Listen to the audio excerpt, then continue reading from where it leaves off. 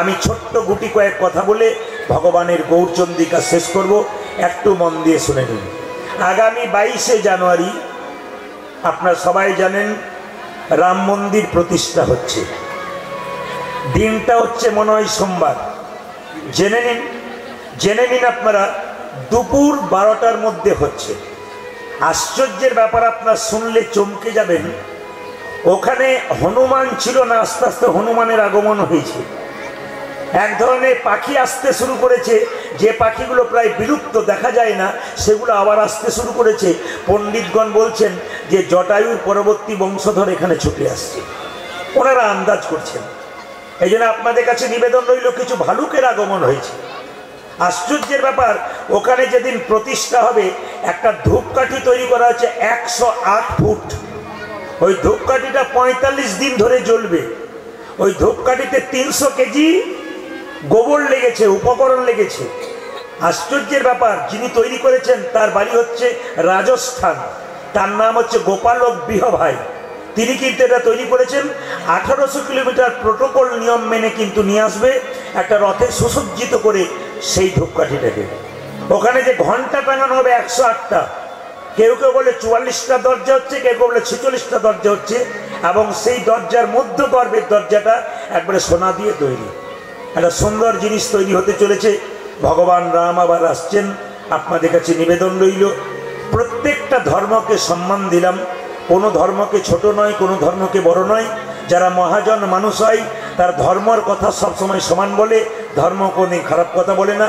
তা আপনাদের কাছে নিবেদন রইল, স্বয়ং মহাপ্রভু যিনি আমাদের কলিজীবের দ্বারে হরিনাম দিয়েছিলেন, নিতাই গৌর আশ্রম বলে নিতাই চাঁদকে দেখে মহাপ্রভু বলেছিলেন, দাদা জীবের দ্বারে হরিনাম দাও। কিভাবে দেব? নয়নে দেখিবে জানি কৃষ্ণ নামে দেবে, কৃষ্ণ নামে দেবে। আমি বলছি চোখে যাকে দেখবে তাকে হরিনাম দেবে। নয়নে দেখিবে জানি যদি নামে দেবে, নয়নে দেখিবে জানি কৃষ্ণ নামে দেবে। যেন জাতির বিচার করো না, জাতির বিচার করো না, জাতির বিচার করো না, জাতির বিচার করো না দাদা। জাতির বিচার করো না দাদা, জানে দেখবে নামে দেবে, জাতির বিচার করো না জাতির বিচার করো না দাদা। জানে দেখবে নামে দেবে, জাতির বিচার করো না। ধ্যান সাঙ্গামা হয়ে গেলে এখানে কিন্তু একটা বাঁশের বেড়া দিত তো কমিটিকে, একদিকে নারী একদিকে পুরুষ। তারা জায়গা নিতে গেলে কেউ বসলে, কিন্তু দেখবেন হরিনাম হচ্ছে নারী পুরুষের কোনো ব্যাপার নাই, কামের ব্যাপার নেই তো প্রেমের ব্যাপার। জায়গা না থাকলে টেনে টেনে বসা, এটা হচ্ছে প্রেম। এটা কে করেছে? একমাত্র মহাপ্রভু করেছে। নিতাই চাঁদ বলল, যদি কেউ হরিনাম না নেয় তখন কি করবো দাদা? এই তখন কি করবো ভাই? নিতাই চাঁদ বলছে, যদি কেউ হরিনাম না নেয় প্রথমে ধরিবে হাতে, যদি না চাই না দাদা প্রথমে ধরিবে হাতে, যদি না চাই না প্রথমে ধরিবে, যদি না চাই না দাদা।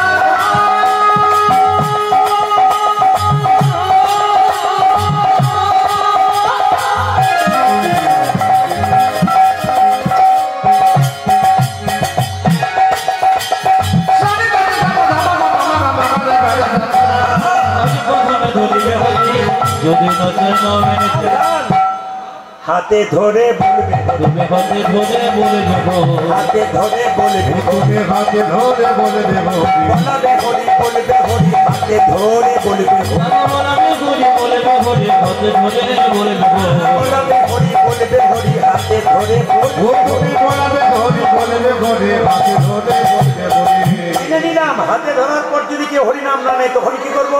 শেষ উপায়, পাছে তারও লোটাইবে পাই, ওই দাদা গো, পাছে তারো, পাছে তারো, লোটাইবে পাছে তারও, পাছে তারও লোটাইবে পাই।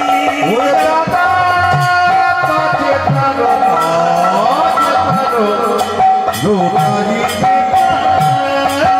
পাইয়ে ধরে বলিবে হরি, পাইয়ে ধরে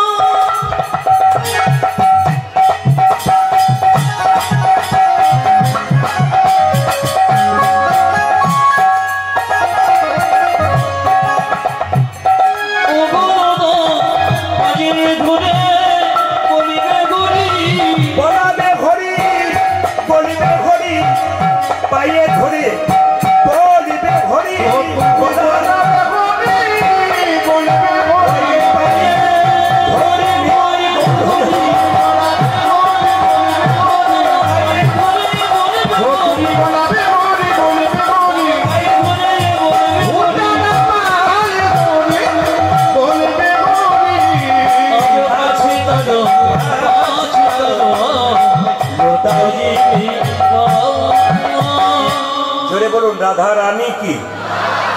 আপনারা কিন্তু ভাগ্যবান ভাগ্যবতী, কেন বলুন তো? আপনারা বুঝতে পারছেন না পেছনে কি চলছে। পেছনে সেই জয়দেব মেলার ঢেউ চলছে, আপনি বুঝতে পারছেন না। যারা দাঁড়িয়ে আছে তারা বুঝতে পারছে, কেউ কেউ ভাবছে মাঝে ঢুকে আমি কি করলাম, না ঢুকলেই ভালো হতো। কিন্তু যারা বসতে পেয়েছেন, না না আপনারা বলবেন আমরা তো 3টে থেকে জায়গা নিয়েছি, অত সোজা নাকি। না না, আগে যে বসবে সে তো পাতে ভোজ প্রথম পাবে, পেছনে এলে তো পেছনে পাবে। তা কিছু মনে করবেন না, একটু কষ্ট করে সেবা নিয়ে নিন, গোবিন্দের সেবা একটু মন দিয়ে শুনুন। আশ্রমে কীর্তন করতে এলাম। আশ্রমের কথার অর্থ কি? মানে আরাম, মানে আশ্রয়, মানে আহার। আশ্রমে এলে 3টি জিনিস পাওয়া যায়। কি কি? আহার, আশ্রয় আর আরাম। আরাম করে কীর্তন শুনবেন, আপনার মন দিয়ে শুনুন। আজকে সাধু সঙ্গ করতে এসছেন। সাধুসঙ্গ সর্বশাস্ত্রে কয় লবমাত্র সাধুসঙ্গ সর্বসিদ্ধি হয়। তাহলে প্রশ্ন করবেন প্রদীপ বাবু, এখানে তো সাধুই দেখতে পেলাম না, সাধুসঙ্গ করলাম কি করে? জেনে নিন মায়েরা, তিলক নিলে, মালা নিলে, গেরুয়া বস্ত্র পরলে, এত বড় বড় চুল রাখলে সাধু হওয়া যায় না। বাজার থেকে কিনতে পাওয়া যায় তিলক, বাজার থেকে মালা কিনতে পাওয়া যায়, কাপড় কিনতে পাওয়া যায়, পড়ে গেলে তো সাধু হওয়া যায় না। কি দরকার? সাধন বলে যে ইন্দ্রিয়কে জয় করতে পেরেছেন তিনি সাধু। একজন মাস্টারমশাই হতে পারে, একজন টোটো চালক হতে পারে, একজন সামান্য চাষি মানুষ হতে পারে, আপনি হতে পারেন, আমিও হতে পারি। যদি ভেতরটা সৎ থাকে তবে তিনি সাধু। এবার আপনারা যে কীর্তন শুনতে এসছেন, অনেকেই সৎ আছেন, বহু মানুষ যাদের পাশে আপনারা বসেছেন কীর্তন শুনতে। সাধু সঙ্গ করলে কি হয়? নারদ ভগবানকে জিজ্ঞেস করলো, প্রভু সাধু সঙ্গ করলে কি হয়? ভগবান বলছে, নারদ তুমি এখান থেকে 200 হাত দূরে যাও, যাকে প্রথম দেখবে তাকে জিজ্ঞেস করবে সাধু সঙ্গ করলে কি হয়। তো 200 হাত দূরে গেছে, কাউকে দেখতে পাই নাই, দেখতে পেয়েছে একটা গোবরে পোকা। ওকে জিজ্ঞেস করলো, হ্যাঁ রে গোবরে পোকা, সাধু সঙ্গ করলে কি হয়? গোবরে পোকাটা মরে গেল। হঠাৎ নারদ মুনি এসে বলছে, প্রভু এই তোমার সাধু সঙ্গ, যাকে জিজ্ঞেস করলাম সে বেটা তো মরে গেল। ভগবান বলছে, এখান থেকে 2 কিলোমিটার দূরে যাও, যাকে প্রথম দেখবে তাকে জিজ্ঞেস করবে সাধু সঙ্গ করলে কি হয়। 2 কিলোমিটার দূরে গেছে, কাউকে দেখতে পাই নাই, দেখতে পেলো গাছের গর্তের মধ্যে একটা পাখির বাচ্চা মুখ বাড়াচ্ছে। জিজ্ঞেস, পাখির বাচ্চা সাধু সঙ্গ করলে কি হয়? সঙ্গে সঙ্গে বাচ্চাটা মরে গেল। নারদ এসে বলল, প্রভু এই তোমার সাধু সঙ্গ, যাকে জিজ্ঞেস করলাম সে বেটা মরে যাচ্ছে, আমি তো পাপী হয়ে যাচ্ছি। ভগবান বলছে, নারদ আর 4 কিলোমিটার দূরে যাও, যাকে প্রথম দেখবে তাকে জিজ্ঞেস করবে সাধু সঙ্গ করলে কি হয়। 4 কিলোমিটার দূরে গেছে, কাউকে দেখতে পাই নাই, দেখতে পেয়ে একটা গাভীর বাচ্চা মানে বাছুর ঘাস খাচ্ছিল। ওকে জিজ্ঞেস করছে, বাছুর সাধু সঙ্গ করলে কি হয়? বাছুরটা মরে গেল। নারদ এসে বলছে, প্রভু এই আমি কান মরলাম, নাক মরলাম, আমি আর তোমার কথায় যাব না। ভগবান বলছে, নারদ আর একবার যাও। বলে কোথায়? এখান থেকে 10 কিলোমিটার দূরে, চণ্ডীগড় থেকে 10 কিলোমিটার দূরে একটা জঙ্গল আছে। ওই জঙ্গলে একটা রাজার বাড়ি আছে। রাজার 15 বছর পর একটা ছেলে হয়েছে, তাকে জিজ্ঞেস করেছো সাধু সঙ্গ করলে কি হয়। নারদ বলছে, আমাকে বোকা পেয়ে গেছো তুমি। বলে কেন? পাখির বাচ্চাটার মা ছিল না, বাচ্চা মরে গেলে মা ছেড়ে দেবে? একবার ঠুকরে দিত আমার মাথায়। গাভীর বাচ্চাটার মা ছিল না, পেটে সিংটা ঢুকিয়ে দিত। রাজার 15 বছর পরে ছেলে হয়েছে, এখন যদি জিজ্ঞেস করি সাধু সঙ্গ করলে কি হয়, আর বেটা যদি মরে যায় তাহলে রাজা আমাকে ছেড়ে কথা কইবে, আমি যাবই না। ভগবান বলছে, নারদ রাখে হরিত, আপনারাই বলুন রাখে হরিত। অনেকে চুপচাপ আছে, বলে না বলাটাই ভালো, চুপ থাকাটাই ভালো। রাখে হরিত আর মারে হরিত। রাখে LIC, রাখে না জীবন কা বাদ भी জীবন কা সাথ भी। না না, যারা করেন LICর লোগোতে দেখবেন লেখা আছে, এরকম একটা চিহ্ন আছে, আছে না? জীবন কা বাদ भी জীবন কা সাথ भी, জগৎক্ষেম বাহাম মাহাম লেখা আছে। কিন্তু আপনাদের কাছে নিবেদন রইল বাবা, ঈশ্বর যা কয় তা। নারদ মুনি বলছে, তোমার কথাই যাব, কিন্তু বিশ্বাস লাগছে না। বলছে, তুমি আমার নাম করতে করতে চলে যাও, তোমার চিন্তা নাই, মরার ভয় নাই, তুমি যাও। নারদ যাচ্ছে বিনাটি নিয়ে, কার কাছে? রাজার কাছে, 10 কিলোমিটার দূরে। আচ্ছা মায়েরা, নারদকে চেনেন? জোরে বলবেন, চেনেন? এমন ভাবে বলছেন যে আপনাদের পাড়ার লোক বোধ হয়। আমি ওই নারদের কথা বলি নাই, যে নারদ আমার আর আপনার কথা লাগিয়ে ঝগড়া লাগিয়ে দেয়। আমি সেই নারদের কথা বললাম যে ভক্ত আর ভগবানের মধ্যে মিলন ঘটিয়ে দেয়, আমি সেই নারদের কথা বললাম। সেই নারদ বিনাটি বাজিয়ে চললো কোথায়? রাজার বাড়ি। রাজার ছেলে হয়েছে। তিমির বিদারি অলক বিহারী নামের বর্ণে বর্ণে শোধা ঝরে।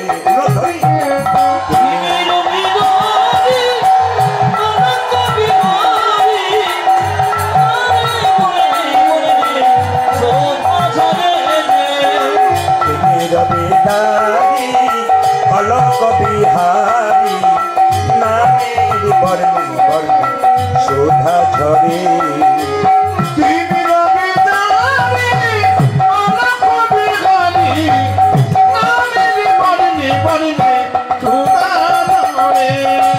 দয়াল শিরোমণি করুণার খনি তুমি, দয়াল শিরোমণি করুণার খনি তুমি দয়াল শিরোমণি করুণার খনি। তব পদাশিষ্টা কৃপা করে নামের শোধা ঝরে।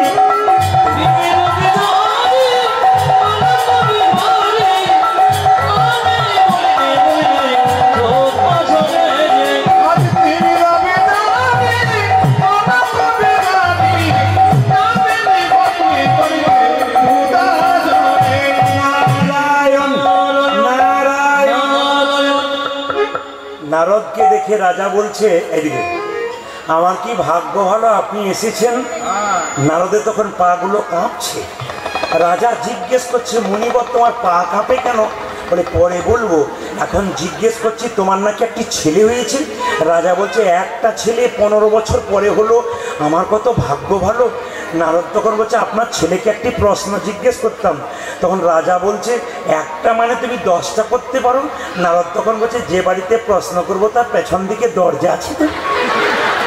কিছু বুঝেছেন আপনারা? টোনটা কমে গেল, টোনটা কমে গেল। যে বাড়িতে প্রশ্ন করবো তার পেছন দিকে দরজা আছে তো? রাজা বলেছে একটা মানে 10টা আছে। নারদ ভাবছে তাহলে বাঁচার উপায়ও আছে। এখন নারদ কি করেছে, মা দরজার বাইরে পা দিয়েছে, একটা ভেতরে একটা। এ খোকা, সাধু সঙ্গ করলে কি? নারদ ভাবছে বেটা মরে গেল না ভূত হয়ে বলছে। ছেলে বলল শোনো নারদ মুনি, সাধু সঙ্গ করলে কি হয়? প্রথমে ছিলাম আমি একটা গোবরে পোকা, তোমার মতো সাধু সঙ্গ করে হলাম আমি পাখির বাচ্চা। মানে উন্নতি হচ্ছে জীবনে, পোকা থেকে পাখির বাচ্চা। তারপর তোমার মতো সাধু সঙ্গ করে পাখির বাচ্চা থেকে হলাম আমি গাভীর বাচ্চা। তারপর তোমার মতো সাধু সঙ্গ করে আমি হলাম গাভীর বাচ্চা থেকে রাজার ঘরের বাচ্চা। এই জগতে যারা হরি কথা শোনে, কৃষ্ণ কথা শোনে, যারা সাধু সঙ্গ করে, তারা যেমন তেমন ঘরের সন্তান হয় না, পৃথিবীর রাজা ভগবান শ্রীকৃষ্ণের সন্তান হয়ে যায়। আসুন, আজকে মহাপ্রভু একটা দামি কথা বলেছেন। মহাপ্রভু একটা দামি কথা বলেছেন, মন দিয়ে শুনুন। 10 5 সবে মিলে দাঁড়িতে বসিয়া, মনিটর বাড়াও, কীর্তন করো সবে হাতে তালি দিয়া। সবাই মিলে হাতে তালি দিয়ে মহাপ্রভু বাণী, কিন্তু চৈতন্য চৈতন্য পড়বেন। মহাপ্রভু বলছেন কি, 10 5 সবে মিলে দাঁড়িতে বসিয়া কীর্তন করো সবে হাতে তালি দিয়া। আজকে কত ভাগ্য ভালো, নিতাই গৌর আশ্রমে আপনারা কীর্তন করতে পারছেন স্বয়ং ভগবানের কাছে। এর চাইতে ভাগ্য আর হতে পারে? তাহলে যার হাত আছে তিনি তালি দেবেন, যার নাই তার দেবার দরকার নেই। হাত তুলুন, সবাই মিলে হাত তুলুন একসঙ্গে। আমি বলবো তারপর, আমি বলবো তারপর। হরি হরয়ে নম কৃষ্ণ যাদবায় নম, হরয়ে নম কৃষ্ণ যাদবায় নম, হরয়ে নম কৃষ্ণ যাদবায় নম, হরয়ে নম কৃষ্ণ যাদবায় নম, যাদবায় মাধবায় কেশবায় নম। হরি বল, যাদবায় মাধবায় কেশবায় নম, যাদবায় মাধবায় কেশবায় নম, যাদবায় মাধবায় কেশবায় নম। আমাদের সবচাইতে বড় ধন কি বলুন তো? আবার এই ভাদ্র বেশি হয়ে গেল ভাই। জয় নেতাই, সবচাইতে বড় ধন কি বলুন তো? দেখবেন যে জায়গা পাচ্ছে না, কোনো কোনো সরছে, সে মোবাইলটাকে যত্ন করেছে, আর পায়ের চটি দুটোকে দেখবেন ছাড়ে। দেখে নেবেন সব জায়গাতে এরকম করে সবাইকে দেখে দেখে পায়ের চকি দুটোকে নিয়ে নিয়ে যাচ্ছে, মানে এটা ছাড়লে হবে না আর কি। সবাই মিলে হাত তুলুন। হরে হরায় নম কৃষ্ণ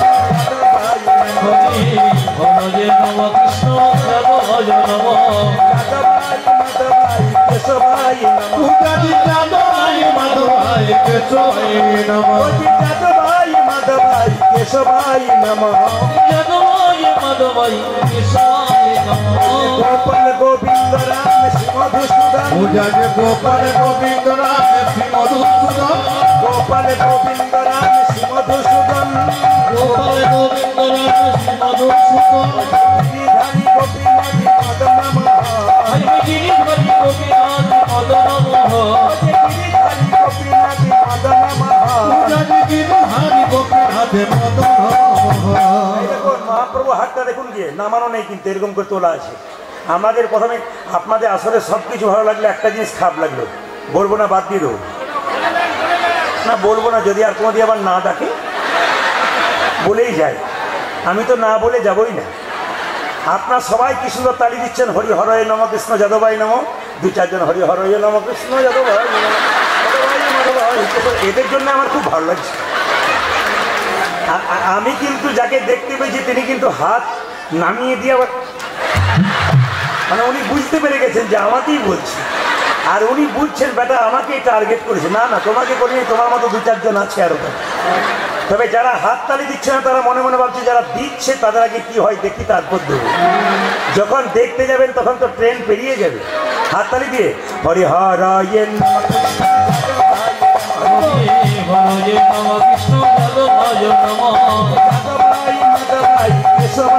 পূজারি যাদবাই মাধবাই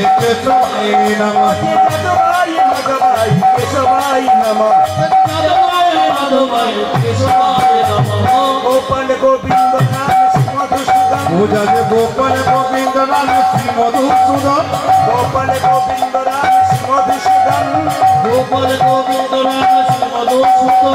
গিরিধারী গোপীনাথ মদন গিরিধারী গোপীনাথ মদন।